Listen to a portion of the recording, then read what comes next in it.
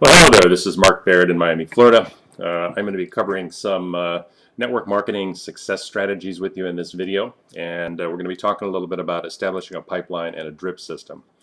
And the concept of the pipeline is, let me get my show going here. There we go.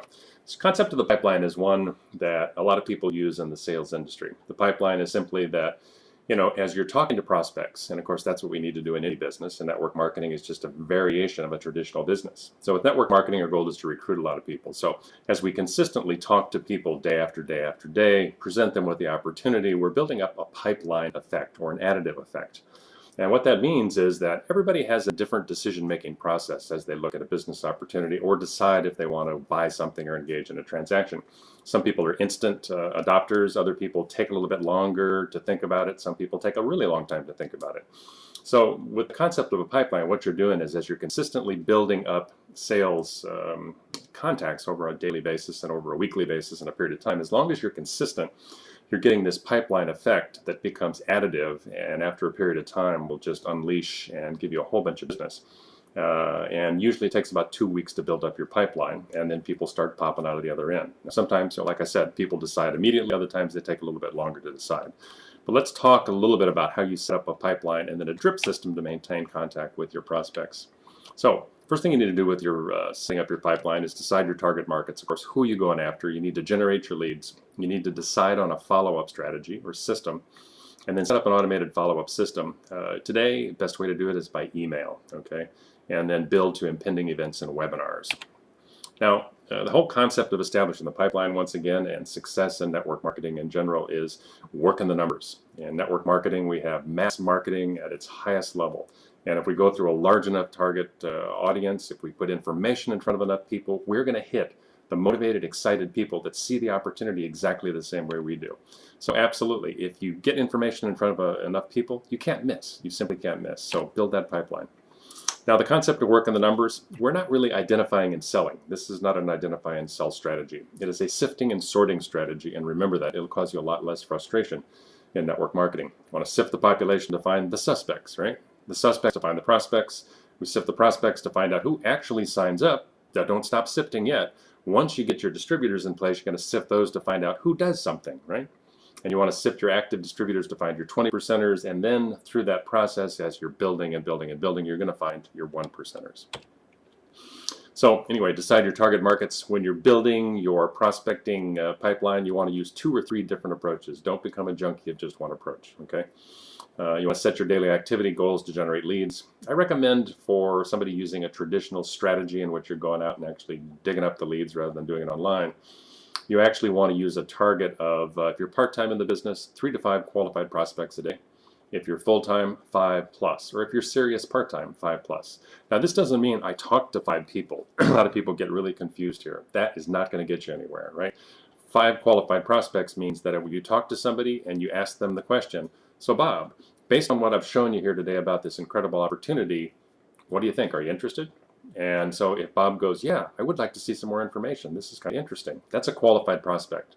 5 of those a day, 25 a week, 100 a month. You should be able to recruit, once you get your pipeline full, anywhere from 6 to 8 distributors out of that level of activity. Now be sure to track your numbers, because sometimes you may confuse yourself and think you're talking to a lot of people, you're doing follow-ups and all this stuff, but if you don't use an Excel spreadsheet, or if you don't get a piece of paper and mark some lines on it and start tracking your numbers, you're never going to be able to tell. Follow-up. Follow-up strategies can be tricky. There's advanced strategies and there's different strategies. When I first started, I followed up on everybody. I followed up too much, and it drove me absolutely insane. I had no time left to find new prospects because I kept following up and listening to, well, I'm considering several options, Mark. I haven't ruled it out. Follow up next week. That means no. So when you're following up with your prospect after they've looked at the information, I recommend using the 1 to 10 question to determine who you're going to go past that with an additional follow-up. And that means, so Bob, based on a scale of 1 to 10, from what you know about this opportunity so far, with 1 being so-so, kind of interested, 10 being sign me up today, where would you say your interest level is right now? If they're 6 to 10, I recommend setting a specific time to follow up once you generate some more information for them.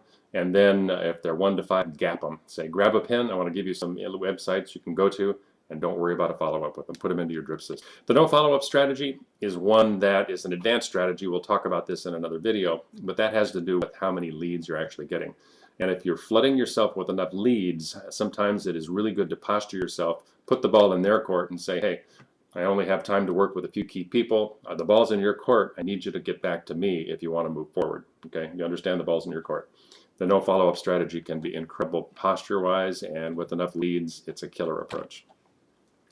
Drip system. Now, once you've talked to your prospect or determined that you don't really want to follow up with somebody over the phone to minimize your time, you still want to put every prospect into a drip system, right?